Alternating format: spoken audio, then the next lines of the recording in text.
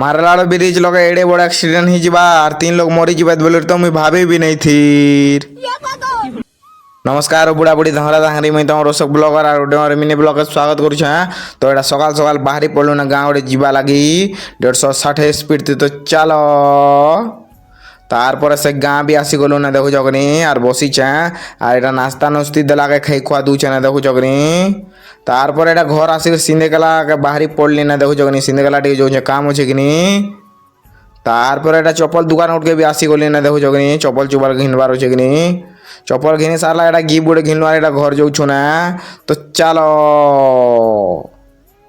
तार पर मोर कनी यार मुई रेडी हिलु एटा गाँ जीवा लगी बाहरी पड़लु ना और जनता बाट के आसला तो देखो जो एडे बड़ एक्सीडेंट होइछे जे नहीं कहने और छुआ लोग मने ना भाई जनता करी हटा ही जाइछे जे तो नहीं कहने और 3टा तो मरी गलत ना देखो जो और एटा तो बाबू गोटे पूरा ई लगे का मरी जाइथिला ना मुई तो देखी करी जनती लग गला जे नहीं कहने और गाड़ी देखो जो केनता चलो नहीं थिबा भाई हेंतिर गाड़ी गुड़ा नहीं चला हो। तार पर एटा तो पिलार मासलार जेन कांदा कांदी देला जे नहीं कहने मुई देखी पूरा मौका भी केनती लाई गला हो भाई।